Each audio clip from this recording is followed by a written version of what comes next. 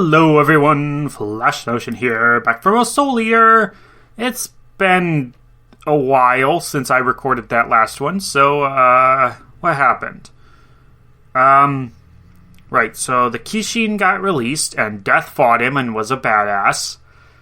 But ultimately, he didn't lose, right? The Kishin just escaped the city. So, now it's a matter of hunting the Kishin down, I guess. We also had Stein versus Medusa with Spirit's help, and that they won that fight. But Medusa escaped, or one of her snakes did at least. Still got the Frog Lady, we still got Free, we still got the Mouse Lady? Fusion? Whatever we want to call her. And then Maka tried to do something, I thought. Right? I don't remember. I know Maka... Yeah, Maka did try to do something. First she was able to, not necessarily beat Krona, but, she was able to get through to him and, turn him. So he's now a free agent, I guess. Or, not he, they, right? Krona's a they. I don't know. Well, they applies either way because it's Krona and Ragnarok. But we also have Kid and Black Star, right? That's his name, Black Star. They were trying to do some fighting as well. The Kishin... Oh, Black Star... Black Star accidentally released, or allowed the Kishin to be released or whatever. He's gonna blame himself for it being released either way. And then if I remember correctly, the preview was that there were all the death scythes from around the world were being recalled to Death's City for a conference or something, what are we gonna do about the Kishin type deal. So yeah, I think I got everything. Yeah, so be interesting to find out what happens. So let's get started. This show is a bit quieter, so I have to turn it up a little bit. Okay, let's get started. In 3, 2, 1.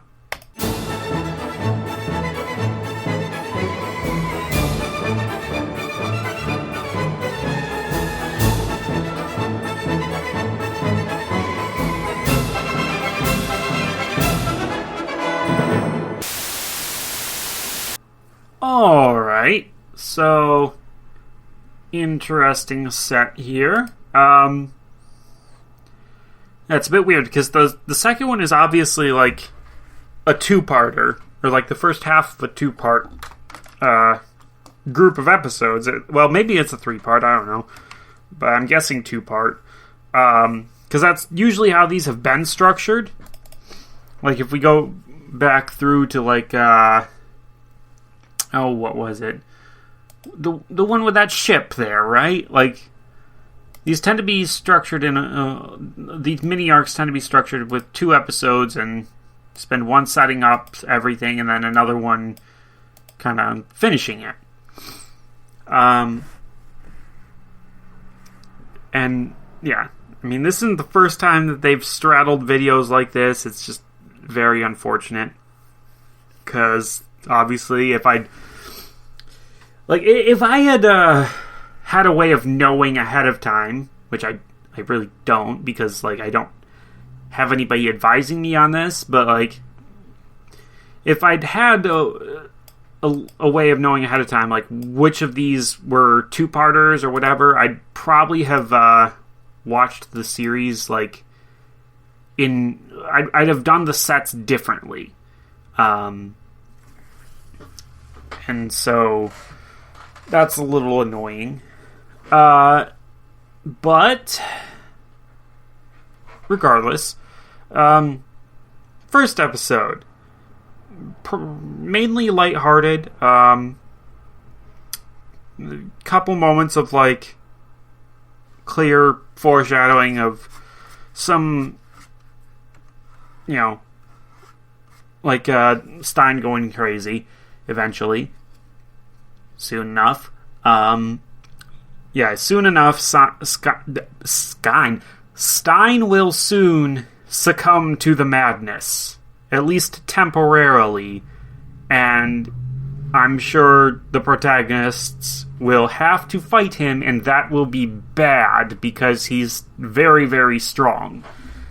But considering that, now that I think about it, yeah, one of their first tasks, right, was to fight Stein, or like they faced him before.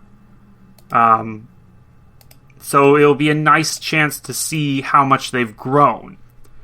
Because the interesting thing about the madness in this series is that people who have succumbed to madness don't actually lose their ability to reason, to think.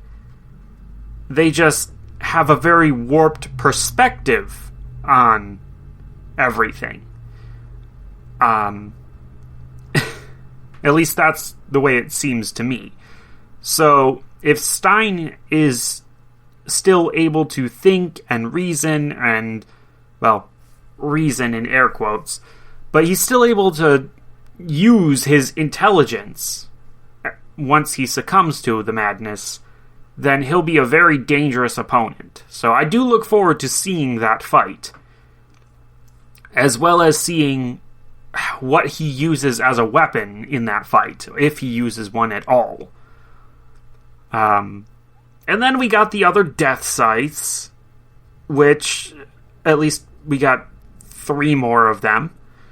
And, yeah, they're interesting. I mean... Oh, Jesus. Oh, I'm so tired. Yeah, Marie is, I mean, I kind of roll my eyes at her a little bit, simply because, I've now seen her type over in My Hero Academia with, what were their names? The Pussycats. We had Mandalay, who was relatively well adjusted. We had, I always want to say Popclaw, but no, that's a character from frickin' The Boys. She was the one who literally crushed a guy's head between her thighs. Well, under her thighs. So that's not her name. Mandalay, Tiger, Pixie Bob, and Ragdoll. That's her name, Ragdoll. But she's the one whose name I forget. Pixie Bob is the one who's important. She's the one who's like obsessed with, as they put it there, finding a mate. Which, yeah, Japan. Why? Just why? I mean, don't get me wrong. I would very much prefer to find somebody to love while I'm still young, but like, there really shouldn't be so much pressure on people to get together when you're still young and stupid. Date around, have some experience, wisdom. Find somebody you actually want to be with. This whole, like, get married before, what is it? 25, I think, is the age that it is over there. Like, no. Just no. That especially gets creepy as the guys get older. Like, ugh. Whatever. They didn't dwell on that too much, I guess. I mean, they had a whole scene about it, but then after that scene, it mainly has gone away. So maybe she'll be a good character. I mean, she seems fine other than that. Maria the Pulverizer. I'm okay with that idea. Kind of wish they'd drawn her to, have the muscles to back up her apparent strength, but, I mean, that's just... It's a slightly older show. Of course they're not going to do that. I mean, on the other hand, like, they don't draw Stein that way either, so, I guess it's just the art style. Then we have Azusa there, which I'm definitely never going to forget her name, I don't think, because she shares the name of a Magic the Gathering card that is actually a really, really good card. If I remember what it does correctly, I'm just going to actually double check, because Azusa Lost but Seeking? Yes. Very good card. Very, very good card. In Magic the Gathering. You may play 2 additional lands on each of your turns. Which, I mean, considering you can only normally play 1, that gets you up to 3. That's huge.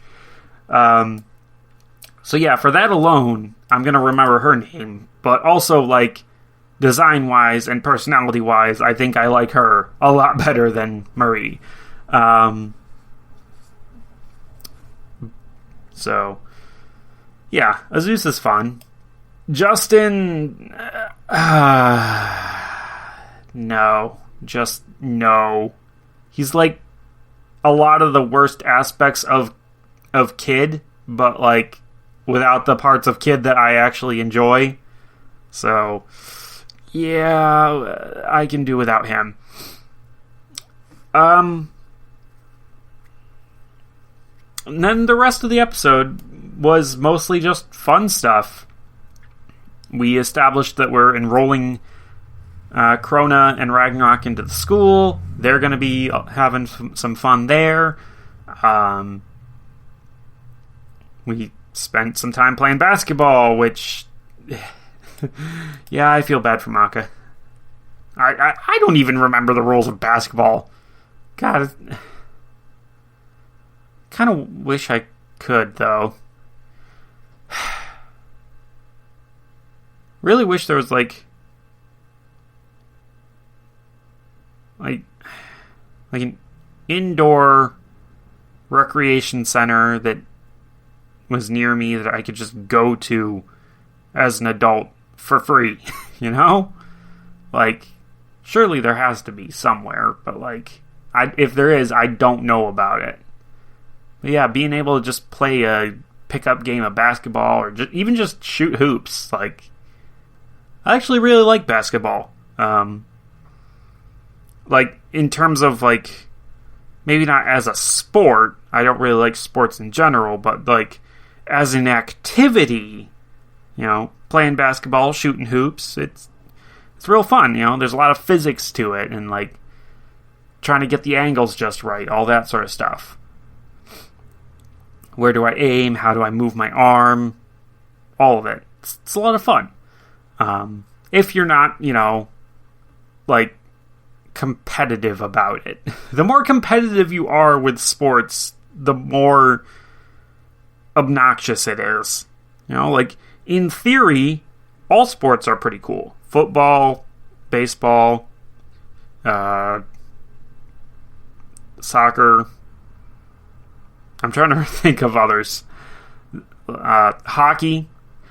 Actually, you know what? No, hockey, I'll admit, the competitive nature of hockey is part of what makes it interesting. It's like one of the few sports where beating the absolute shit out of each other is kind of like expected, implied, whatever.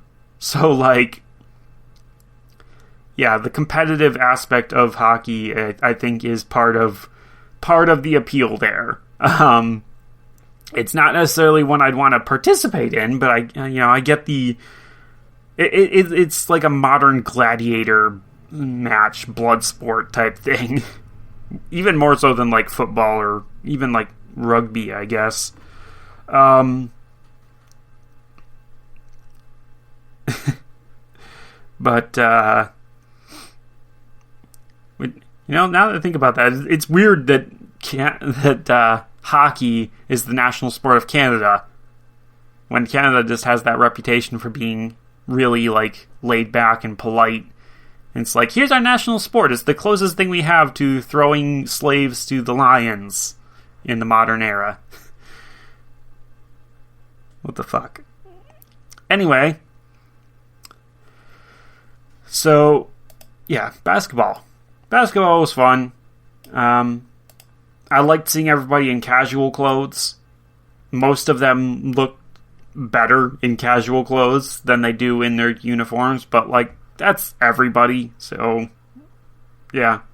I mean, suit and ties make people look good, but like, when it comes to school uniforms, most people look good in personalized clothing over that. Yeah. The second one, though. Second one was, like, the more important one.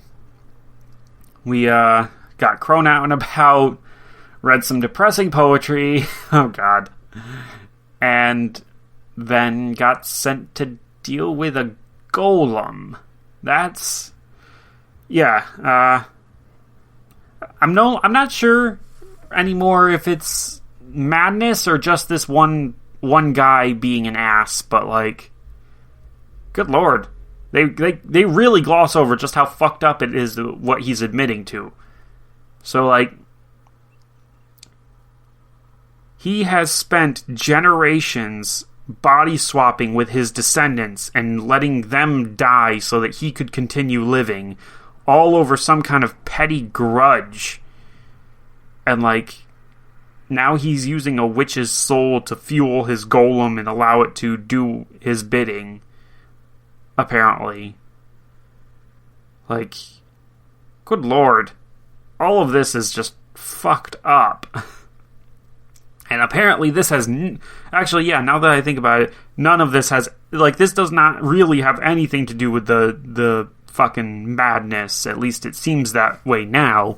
If he's been at this for 800 years, like... yeah, no, that's not mad. That's not the madness. That's not the Kishin's madness. That's, this is something else. So, yeah. I kind of wish they'd done more to, like, set up this guy and his turn against the DWMA. Because, like, it's an interesting concept and an interesting story. And once again, it goes back to the point of this show not really doing its world building properly, so to speak. Like there's two ways to think about it. Like, on the one hand, they're introducing us to these concepts that in universe would not be considered weird, and therefore they don't need to explain them. On the other hand, if you're telling a story, you want your audience to be able to understand everything that's going on. And so you should properly explain and set up elements. Like this golem thing, we haven't seen these golems just be sitting around outside their people's houses, you know? Like, we could have had that. We could have had a golem just sitting around outside of somebody's house and been like, you know, just have an offhand comment of like, oh, your golem looks like it's in need of repair or something like that. You know? Just introduce these elements in such a way that the audience is able to grasp their meaning and their depth, but without making it seem like, you know, it's just an info dump, or making it seem like the characters in universe are unfamiliar with them. There are ways that you can do that and not have it disrupt the flow or anything like that. And it's like, the show doesn't do that. So, you know, I do have to applaud them of like, yeah, we're not going to assume our audience are idiots and we're just going to expect them to follow along with this stuff. But on the other hand, I do find myself a little bit lacking in certain areas of understanding, and therefore I very much wish they had taken the time to set things up properly. And again, I don't know if that's the fault of the show and it being an adaptation, or if it's the fault of the original manga / light novel. I don't know which one it was, if it was either. Or both. But yeah, it's a thing. I have to bring it up, especially when it's actually a fairly blatant case of it. Like, these golems seem like they are important and should have been set up in some way. If we're having an entire mini arc about, you know, this thing that in universe is not really all that strange or wondrous or anything like that, it's relatively normal. Like, I feel like this should have been set up more or foreshadowed more. And, you know, if the original manga or light novel or either or didn't do that, then, you know, there's also the case to be made of, well, the adaptation that's being made slightly later could have rectified that, at least a little bit. But no. So, yeah, there is all of that. Actually, you know what would have been the perfect place to introduce these golems? At the Kishin altar thing there. Have there be protective golems outside of that, which Medusa's allies had to fight their way through.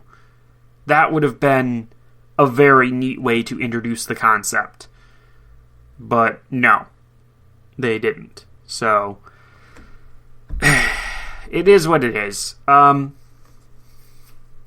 One interesting thing that I did notice is that they conveniently gave us a way to have basically an entire other season of this show. Pointing out that the Kishin is a coward who is insecure and will bide his time and allow his madness to spread through the world before making any major moves against Death and the Academy. So, that means that we don't have to really worry about him all that much, at least for now. Probably not until I'd say at least halfway through this next, like half the show, or quarter of the show, I guess. Yeah, half of a half, quarter. And then, like, yeah, as the waves of madness spread out and things get worse, it's going to give our heroes opportunities to basically level up, to get stronger and more capable. Because they're going to be facing more enemies. They're going to be facing enemies that should have been dormant but no longer are. They're going to be facing enemies that get stronger due to the madness. And so, yeah, it's a really really, really cool way of setting up this story arc to allow for like a shonen style, thing, plot, whatever. But they base it on the character of the antagonist, and therefore it feels natural. It feels right. So I do like that. The show loses points in one way for its writing, but then it redeems itself and gains those points back on the other side of that. So it's just a neat little compare, contrast, whatever. Yeah. So neat set. Do wish you hadn't cut off in the middle of an arc, but it is what it is. We will get around to watching all of them anyways. So yeah. I think that's going to be it for this time, though. Looking at the length of the recording, as well as just thinking about what else I could say and not really being able to come up with much. Yeah. I think that's going to be it. So I will see you all next time. That will probably be very soon. But until then, bye-bye.